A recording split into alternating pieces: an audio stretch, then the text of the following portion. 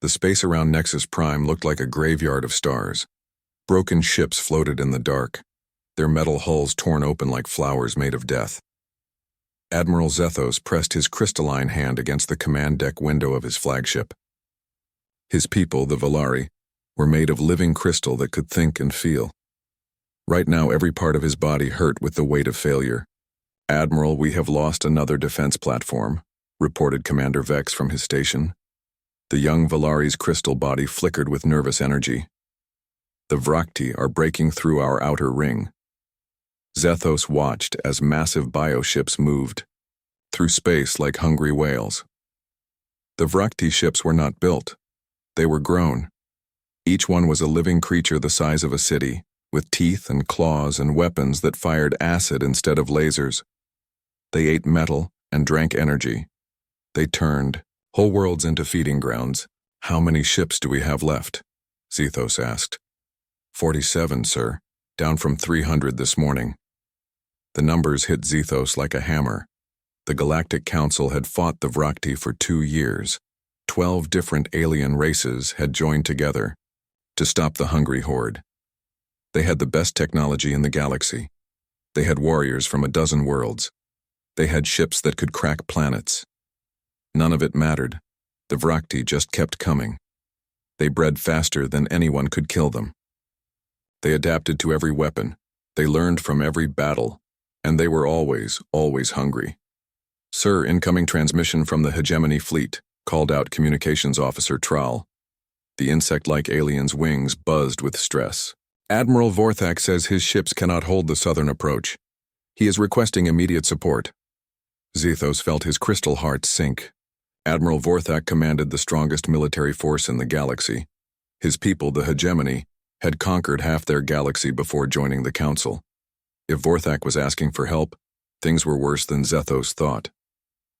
"Tell Admiral Vorthak we have no ships to spare," Zethos said. Each word felt like breaking glass. "He must hold his position or we all die." Another explosion lit up the darkness outside. A council cruiser, probably from the Aquatic Collective, broke apart in a shower of water and metal. Zethos counted at least 200 crew members on that ship. Good people. Dead people. "Admiral," Commander Vex said quietly, "perhaps we should consider evacuation." "No." Zethos's voice rang across the bridge like a bell. "There are 12 billion people on Nexus Prime. Civilians from every member race. Children. Elders. People who trust us to protect them. We do not run." But even as he said it, Zethos knew they were going to lose. The math was simple and cruel. The Vrakti had unlimited numbers. The Council did not. The Vrakti grew stronger with every meal. The Council grew weaker with every loss. A new alarm started screaming. The bridge lights turned red. "Admiral, massive bioship formation approaching from Galactic North," reported Sensor Officer Mirren. The small, gray-skinned alien's hands shook as she read her instruments. I count over 200 ships. Large class. They're coming straight for us." Zethos closed his crystal eyes. 200 more ships. His fleet could not stop 20, let alone 200. In 1 hour, maybe 2, the Vrakti would be eating their way through Nexus Prime. 12 billion people would become food. "Sir," Tral called out, "I'm picking up something strange on the long-range scanners." "Strange how?" "There's a transmission. Very weak. It's coming from the edge of the system. Someone is responding to our general distress call." Zethos felt a tiny spark of hope. Maybe one of the outer worlds had sent a fleet. Maybe the Andromedan Empire had changed their minds about staying neutral. "Who is it?" he asked. Tral's insect eyes went wide. "According to the signature, it's from Earth." "Earth?" Commander Vex sounded confused. "That primitive world we cataloged last year? The one with the hairless apes?" "Humans," Zethos corrected. He remembered the report. Earth was a small, violent world in a quiet part of the galaxy. The people there had just figured out faster-than-light travel. They were thousands of years behind Council technology. They fought each other more than they explored space. The council had marked them as developing species, non-threatening. How many ships are they sending? Zethos asked. Trell listened to his instruments for a long moment. Just one, sir. A single ship. The bridge fell silent except for the sound of alarms and distant explosions. One ship, from a primitive world. Against the force that had broken the greatest military alliance in galactic history. Admiral, Mirren called out from sensors. The Earthship it's very small. Smaller than our fighters. I think it might be a scout vessel. Zethos felt something break inside his crystal chest. They were going to die. All of them. And the last message they would receive was from some primitive explorer who had no idea what they were flying into. Open a channel, Zethos ordered. Warn them away. Tell them to run. The main screen flickered to life. The face that appeared was unlike anything Zethos had seen before. The creature had smooth pink skin and small eyes. Hair grew from the top of its head in a dark mass. It looked young and afraid, but its voice was steady. This is Captain Hyunwoo of the United Earthship Incheon. We received your distress call. What is your situation? Zethos stared at the human. The being looked so soft, so fragile. How had such creatures even survived long enough to reach space? Captain Hyunwoo, Zethos said slowly. I am Admiral Zethos of the Galactic Council Defense Fleet. You need to leave this system immediately. We are under attack by a force beyond your ability to comprehend. Your single ship cannot help us. The human's face changed. The small eyes became hard. How many hostiles are we talking about? Thousands, possibly tens of thousands. They have been eating their way across the galaxy for 2 years. We are the last line of defense. Captain Hyunwoo looked away from the screen for a moment. Zethos could hear voices in the background speaking in the harsh Earth language. Then the human looked back. Admiral, we're not running. What do you need? Zethos felt his crystal body flicker with disbelief.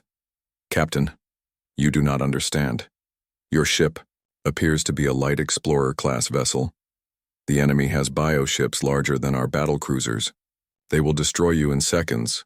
Maybe, the human said. But we're still not running. That's not what humans do.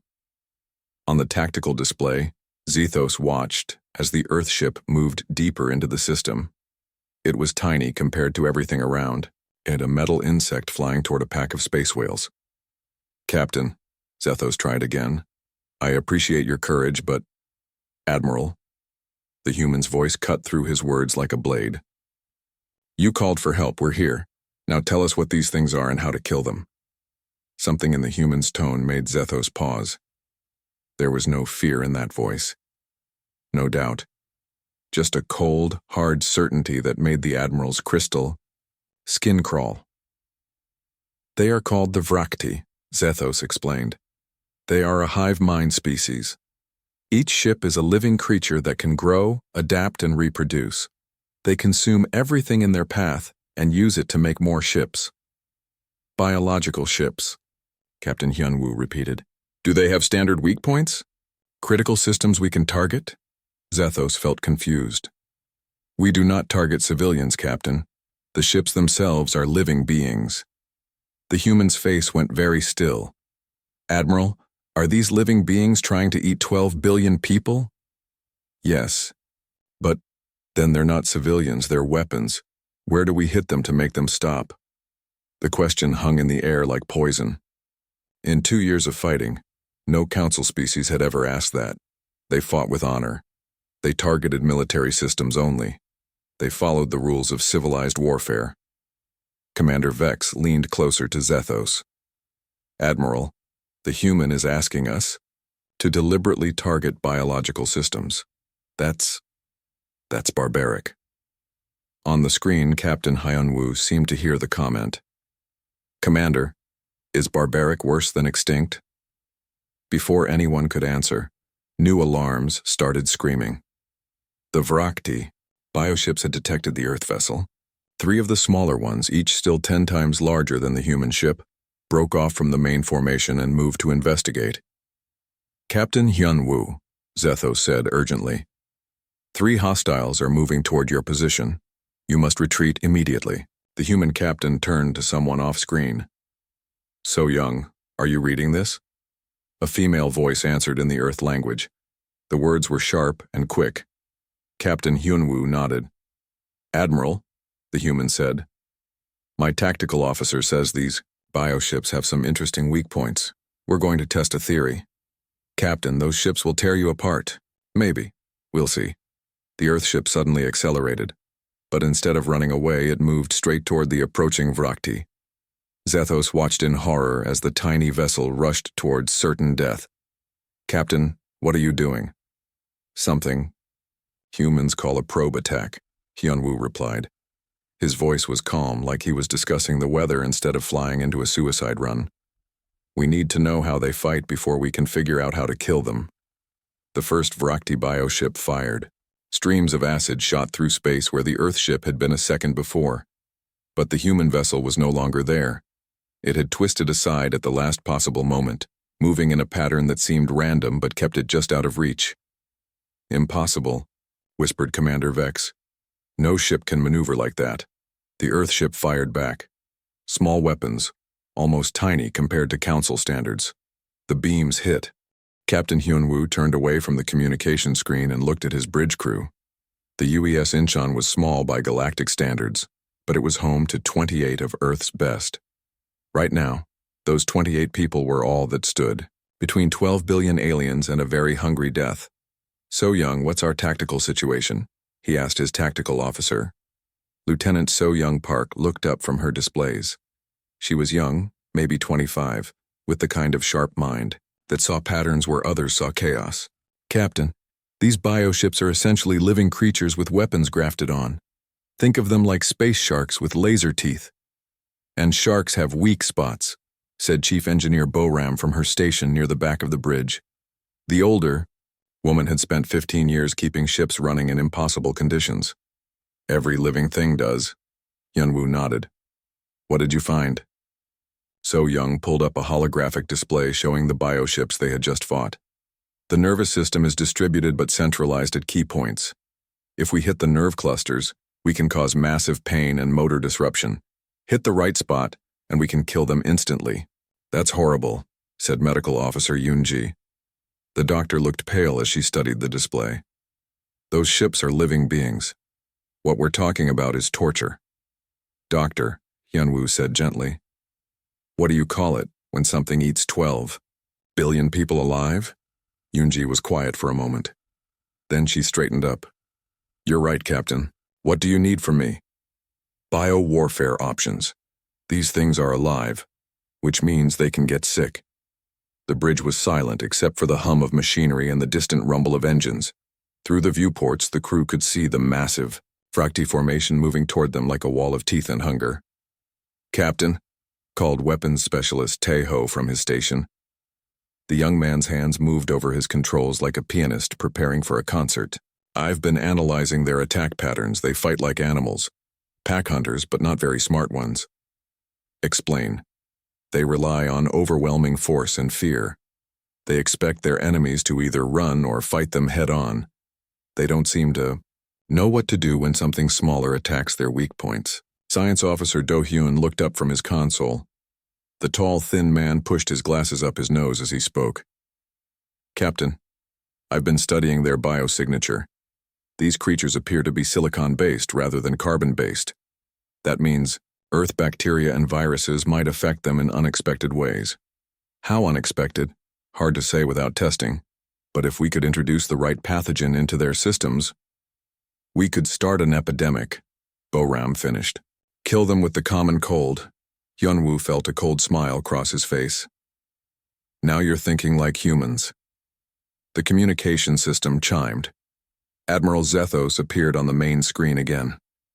The crystal alien looked worried and confused. Captain, Hyunwoo, we have been monitoring your conversation.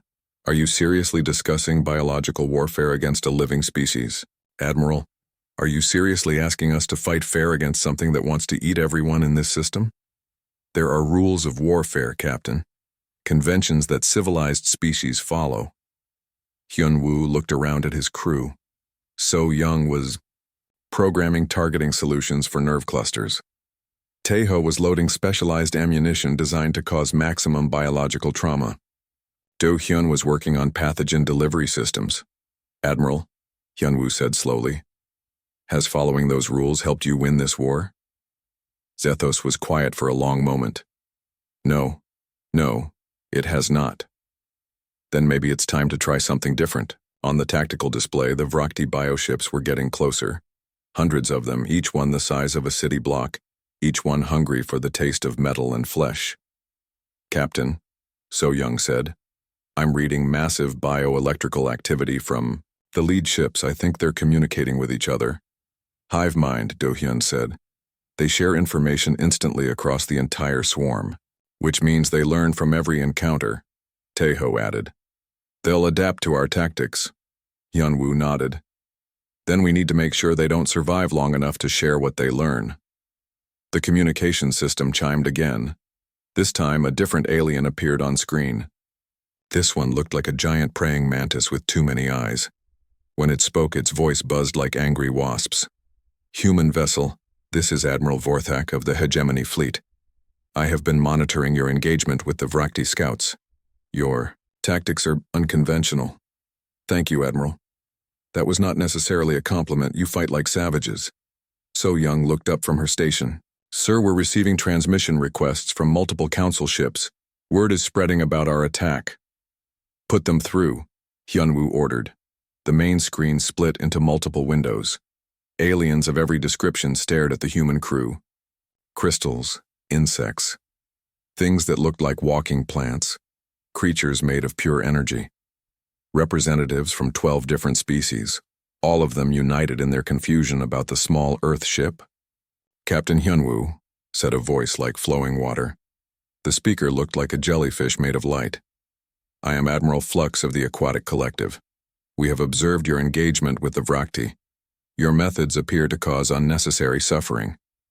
Admiral Flux, how much suffering do you think 12 billion people will experience when the Vrakti start eating them? A new voice cut in. This one belonged to something that looked like a tree with eyes.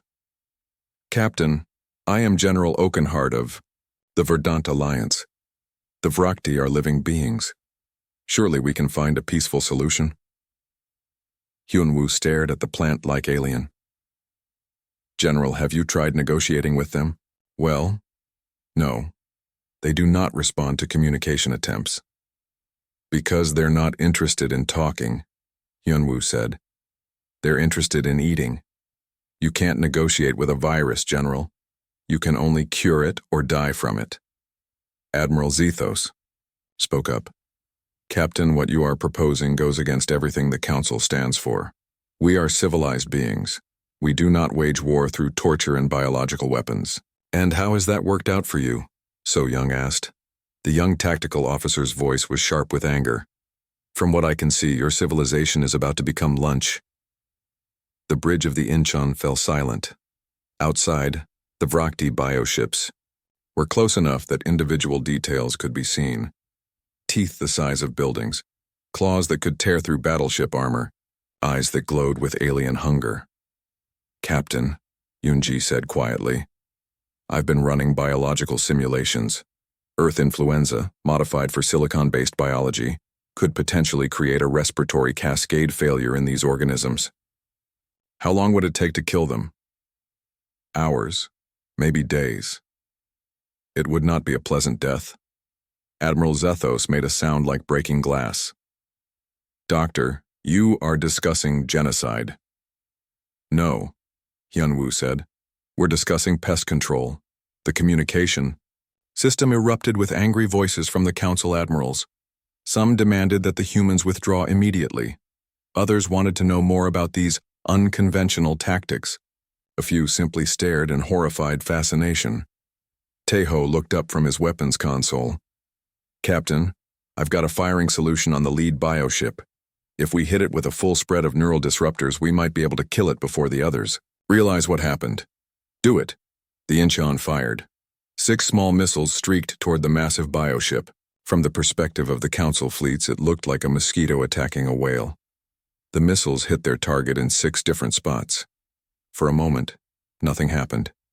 Then the bioship began to convulse. Its massive body twisted in space as electrical storms raced through its nervous system. Green fluid poured from its wounds like toxic blood, and then it screamed. The sound traveled through subspace, a cry of agony that every ship in the system could hear.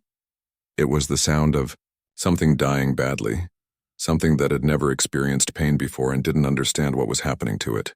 "My God," whispered Admiral Flux. "What have you done?" "We showed them they can die," Hyunwoo said simply. The bioship's scream cut off abruptly as its nervous system finally collapsed. The massive creature went limp, dead in space. Around it, the other Vrakti bioships hesitated for the first time since anyone had known them. "They're afraid," So Young reported. "Bioelectrical activity is spiking across the formation. They're trying to understand what just happened." "They're learning," Do-hyun added, "sharing information about the attack." "Good," Hyunwoo said. "Let them learn. Let them understand that something new has entered this war, something that doesn't follow their rules or anyone else's." Admiral Vorthak's voice cut through the chatter on the communication channel. "Human captain, how many ships are you bringing to this battle?" "As many as it takes, Admiral." "That is not an answer." Hyunwoo looked at the tactical display. Earth was 8 hours away at maximum hyperspace speed. The Vrakti would reach Nexus Prime in 4 hours. It was going to be close. "Admiral Vorthak, let me put it this way. When a human calls for help, other humans answer. And when humans go to war, we don't go to lose." He cut the communication and turned to his crew. "Boram, how are our engines?" "Running at 100%, Captain. We can keep this up for days if we need to." "So Young, start programming attack patterns for multiple targets. I want to hurt as many of them as possible before the cavalry arrives." "Aye, Captain." "Do-hyun, work on that biological weapon. If we can make..." The space around Nexus Prime had become a hunting ground. For 3 hours, the UES Incheon had played a deadly game of hit and run with the Vrakti bioships. Captain Hyunwoo watched as another massive creature died, its nervous system fried by human weapons designed to cause maximum biological trauma. "That's 14 confirmed kills," reported So Young from her tactical station. The young officer's face was pale but determined. "The Vrakti are starting to change their attack patterns. They're learning." "Good," Hyunwoo said. "Let them learn. In 30 minutes, their education is about to get a lot more expensive." The bridge crew looked tired but focused. They had been fighting for hours against impossible odds, dancing through space like a metal ghost, striking where the enemy was weak and vanishing before they could respond. It was dangerous work. One mistake would mean instant death, but it was buying time. "Captain," called Communications Officer Jin Ho, "I'm receiving a transmission from Earth Command. Admiral Jin A wants to speak with you." "Put her through." The main screen flickered to life, showing the face of a woman in her 50s with steel gray, hair and eyes like winter. Admiral Jin A commanded the Earth Defense Force, and she had never lost a battle. More importantly, she had never abandoned an ally. "Captain Hyunwoo," she said, "we received your situation report. 12 billion civilians under attack by a hostile alien swarm. Is that accurate?" "Yes, Admiral. The Galactic Council is fighting for their lives out here. They called for help, and you answered." It wasn't a question. Admiral Jin A knew her people. "What do you need?" "Everything you can spare, ma'am. These bioships are tough, but they're not invincible. We've found their weak points. We just need enough firepower to exploit them." Admiral Jin A smiled. It was not a warm expression. "Captain, you're in luck. Fleet Commander Woo Jin happens to be conducting training exercises in the Proxima sector. That's about 4 hours from your position." Hyunwoo felt his heart jump. Fleet Commander Woo Jin commanded the 1st Battle Group, the largest and most powerful military formation in human space. If Woo Jin was coming, the Vrakti were about to meet the real Earth military. "How many ships is he bringing?" Hyunwoo asked. "All of them," Admiral Jin A replied. 230 vessels, including the Soul and her battle group. "Captain, you've bought us the time we needed. Now hold your position and try not to die before the cavalry arrives." The transmission ended. Around the bridge, the crew exchanged glances. 230 ships. It was more firepower than most alien species had ever seen in one place. "Captain," So Young said, "the Vrakti are massing for another attack. It looks like they're tired of chasing us around." Hyunwoo looked at the tactical display. The bioships were forming up in a massive wall, thousands of them arranged in attack formation. They had learned that the small human ship was dangerous, so they were going to overwhelm it with sheer numbers. "How long until our fleet arrives?" he asked. 28 minutes, Jinho reported. "And how long until the Vrakti reach us?" So Young checked her instruments. "At their current speed, about 30 minutes. Hyunwoo smiled grimly. "It's going to be close." The communication system chimed. Admiral Zethos appeared on screen, his crystal body flickering with stress and exhaustion.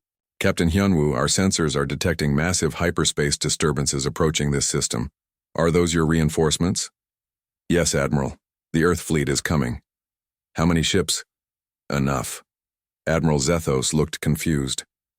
"Captain, our intelligence reports indicate that Earth has a very small space fleet, perhaps 50 vessels total." Hyunwoo exchanged a look with So Young. The young tactical officer grinned and shook her head. Like most aliens, the Council had made the mistake of thinking that exploration ships were the same as military ships. "Admiral," Hyunwoo said carefully, "the ships you've seen are our exploration and research vessels. What's coming now is our military." "I do not understand the difference." "You will." The bridge light suddenly dimmed as proximity alarms began to sound.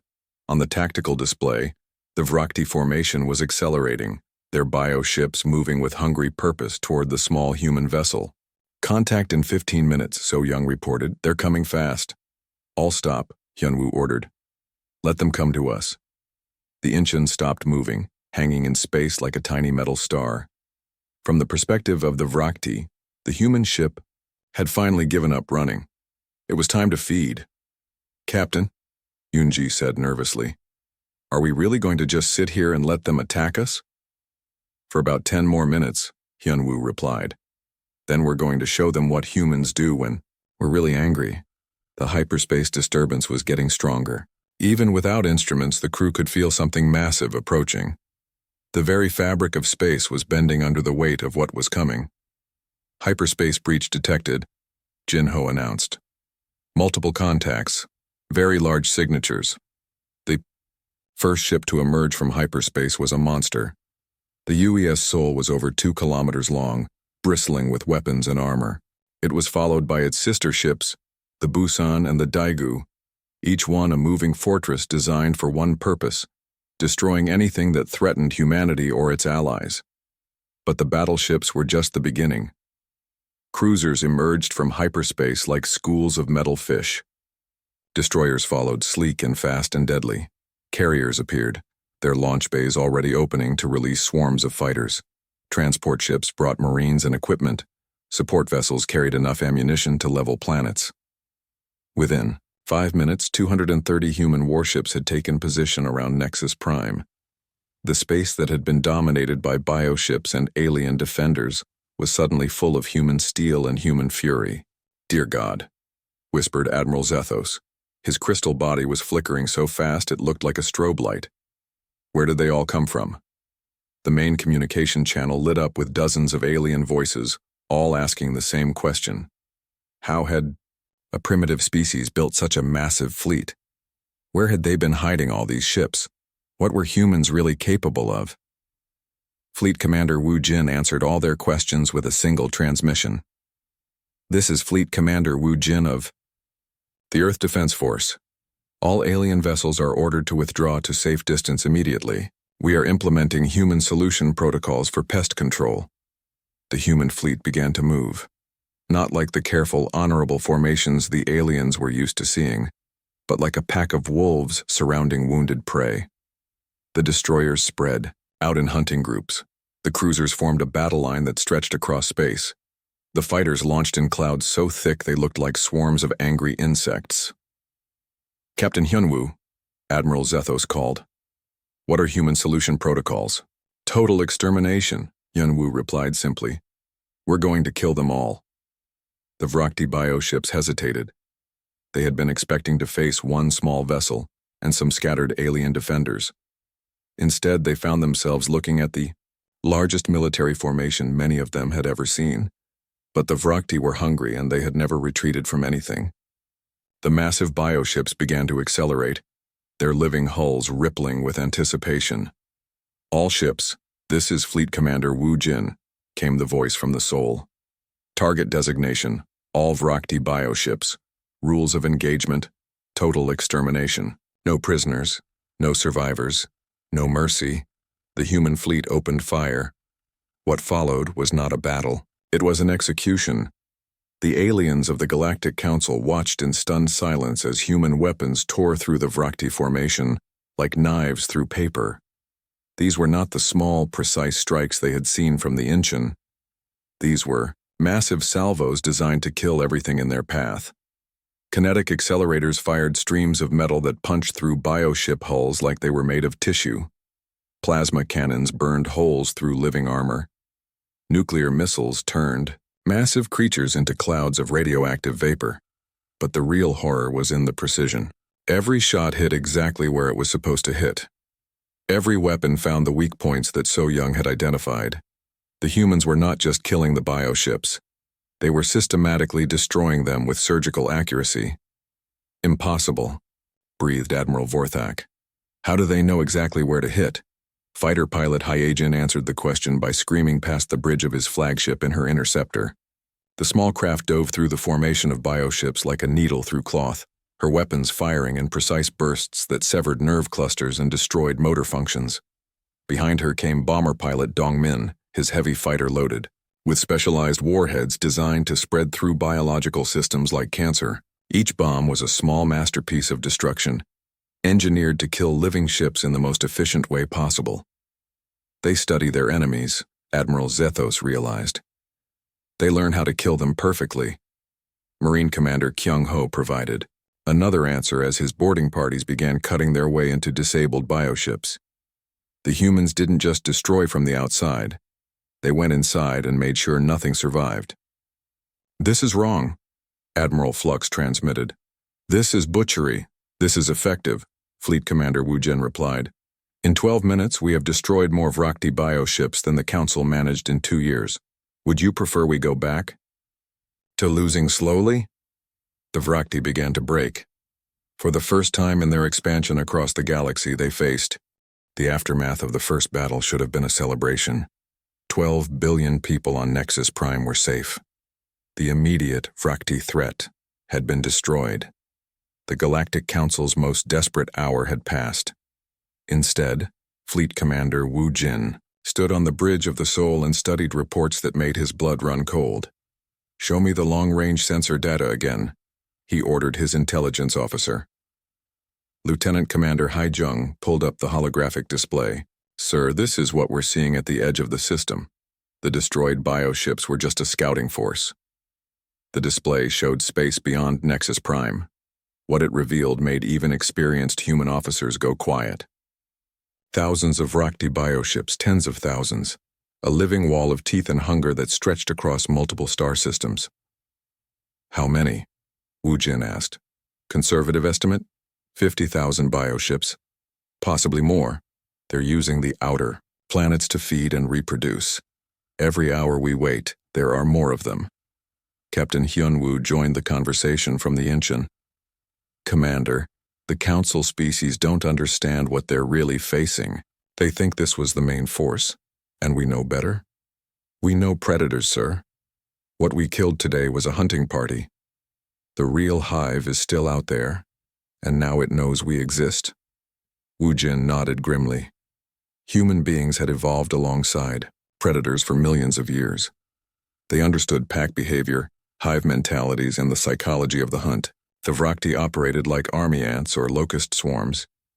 What the galaxy had been fighting was just the advanced scouts. "Sir," reported Science Officer Mi Young from her station. "I've completed my analysis of the bioship remains. These creatures are designed for rapid reproduction and adaptation. Each ship carries eggs and genetic material. They've been seeding worlds throughout this region." "How many worlds?" At least 40 that we can detect. Probably more. Wu Jin felt a familiar, cold anger settle in his chest. It was the same feeling human soldiers had experienced for thousands of years when facing an enemy that threatened everything they protected. The Vrakti weren't just invaders. They were a plague. Commander, called Admiral Zethos from the communication channel.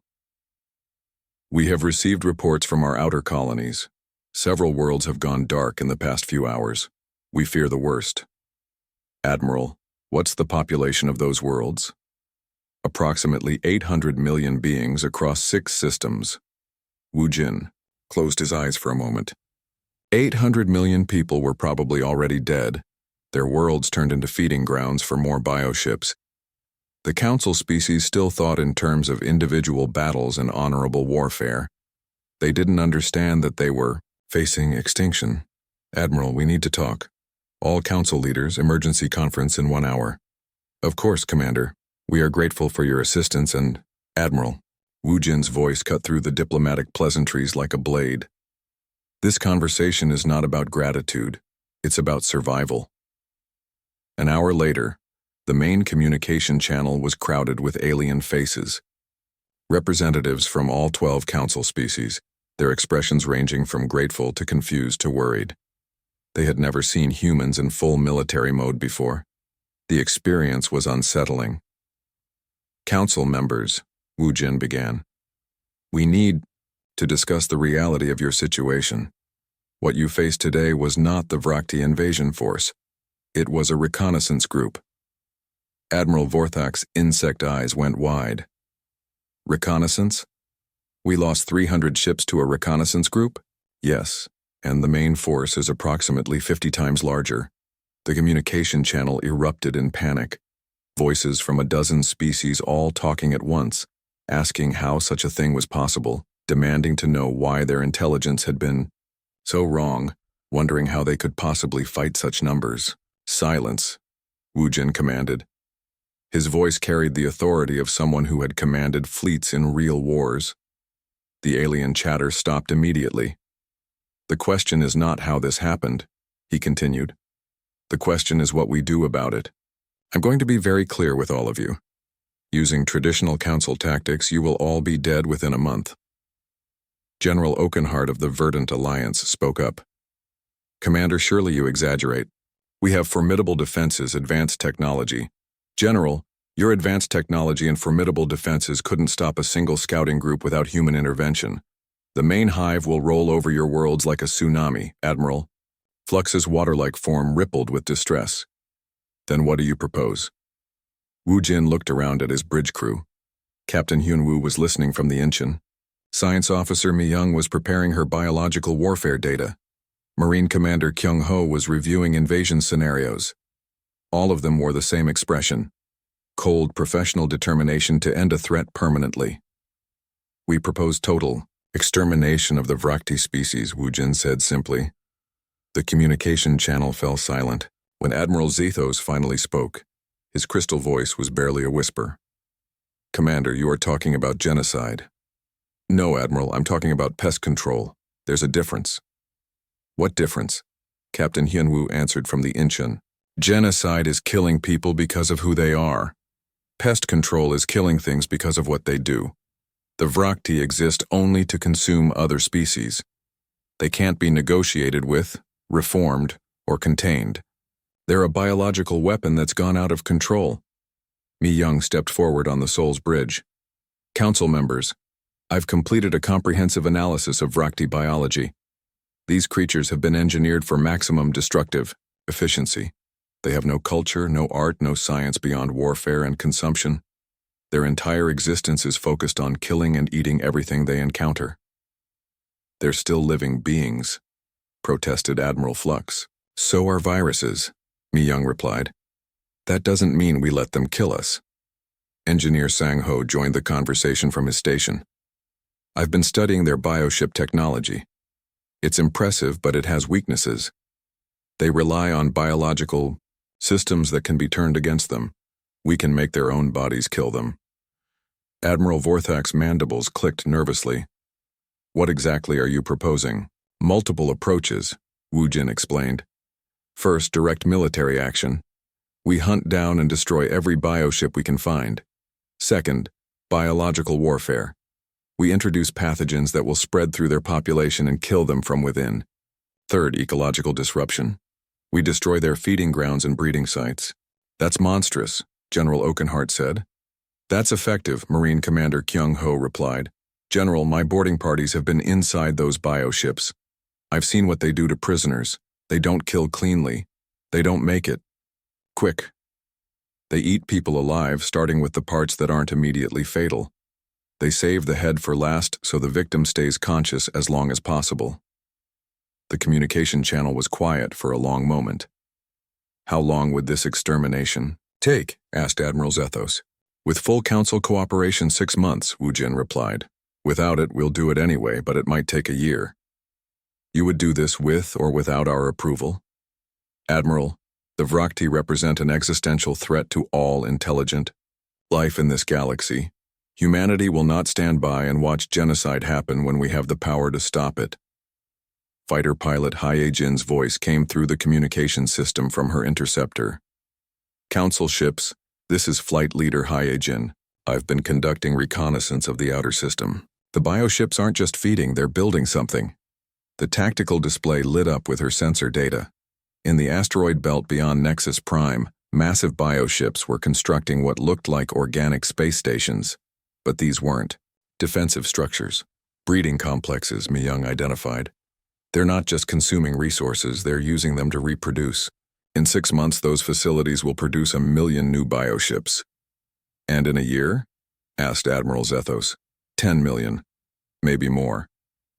The communication channel erupted again, but this time the tone was different. The alien leaders were beginning to understand the scope of the threat they faced. This wasn't a war that could be won with traditional tactics or ended with honorable surrender. What do you need from us? Admiral Vorthak asked finally. Complete access to your military resources, Wu Jin replied. Intelligence on all Vrakti. Positions. Permission to use any weapons or tactics necessary to achieve total victory.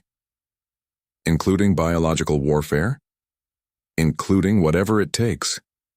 Admiral Flux's form rippled with distress.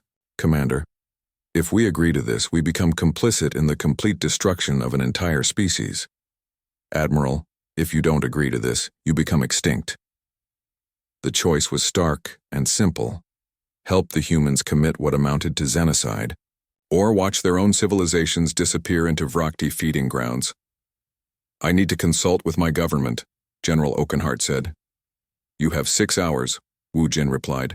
After that, we begin operations with or without council approval.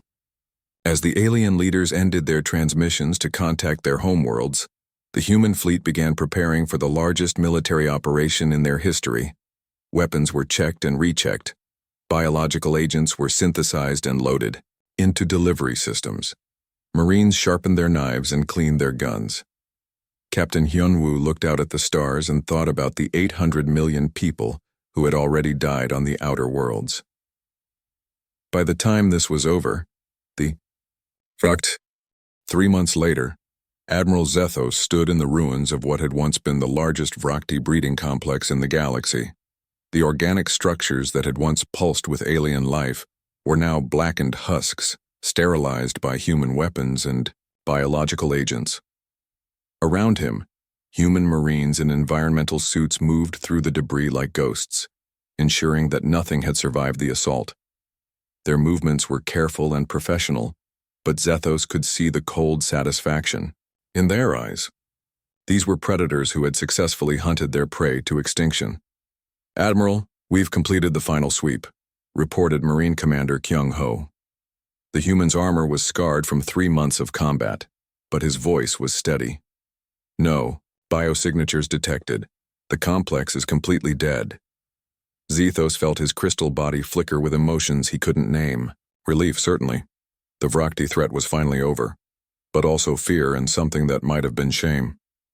Commander, how many Vrakti breeding complexes have been destroyed? This was the last one, sir. 237 total. We estimate we've eliminated approximately 98% of the species. And the remaining 2%? scattered individuals hiding in deep space. We'll hunt them down over the next few months. Total extinction should be achieved within the year. The casual way the humans spoke about exterminating an entire species made Zethos's crystal core shiver. 3 months ago, the idea would have horrified him. Now, after seeing what the Vrakti had done to 43 Council worlds, it just felt like justice. "Admiral Zethos," came a voice from his communication unit. It was Fleet Commander Wu Jin, speaking from the Sol in orbit above. "Are you ready for extraction?" "Yes, Commander, we're finished here." As the transport shuttle carried him away from the dead breeding complex, Zethos reflected on how much had changed.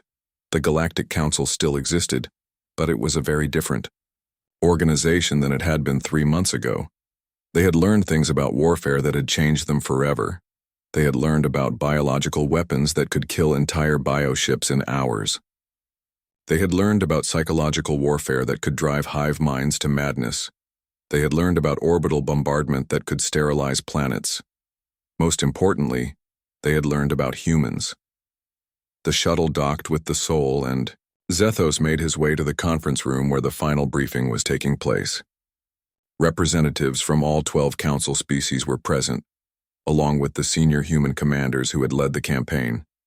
Fleet Commander Wu Jin stood at the head of the table, looking tired but satisfied.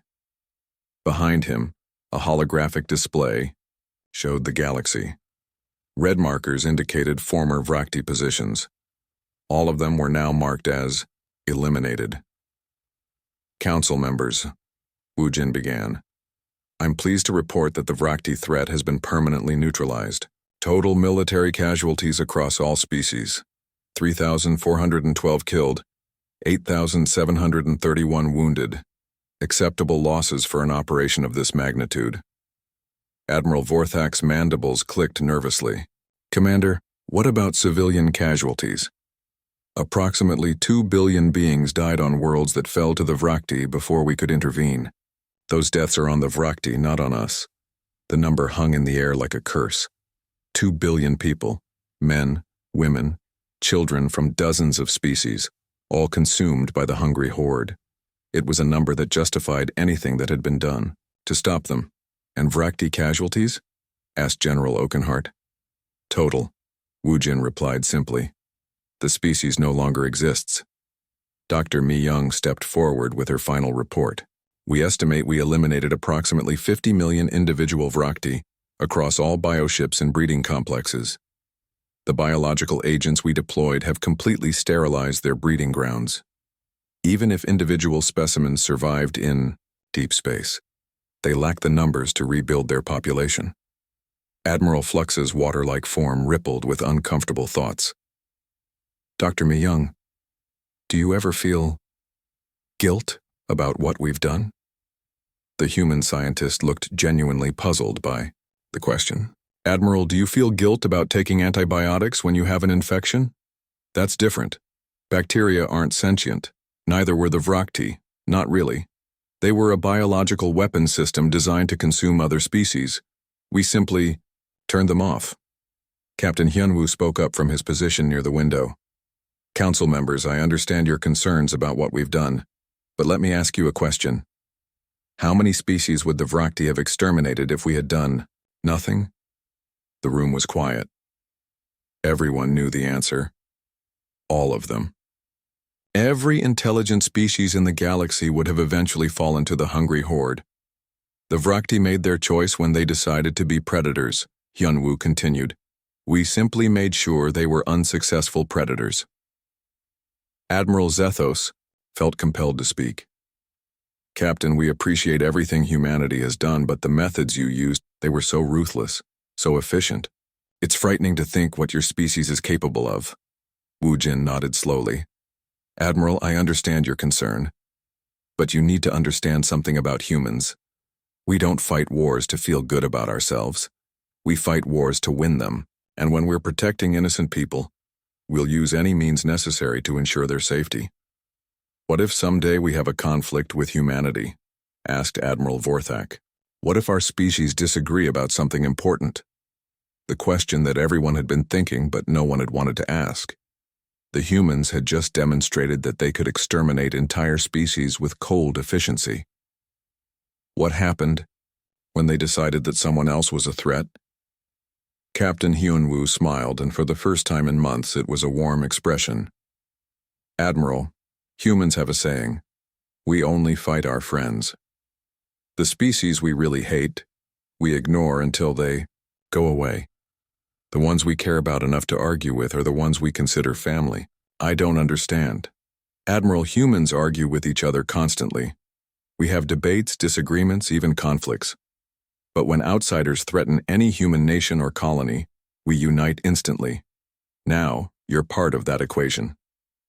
Engineer Sang Ho pulled up a new display showing human fleet deployments across Council space.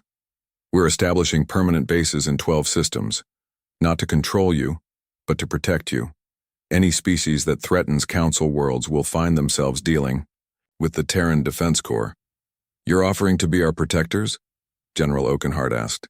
We're offering to be your allies, Wu Jin corrected, with all the responsibilities that entails. Medical Officer Yunji stepped forward with her own report. Council members, we've established medical exchange programs with all your species. Human doctors are training with your healers and vice versa. We're sharing medical technology and techniques. The same knowledge that helped us develop biological weapons against the Vrakti can be used to cure diseases and extend lifespans. The duality was typical of humans, Zethos realized. The same species that could exterminate threats with ruthless efficiency would also work tirelessly to heal the wounded and protect the innocent.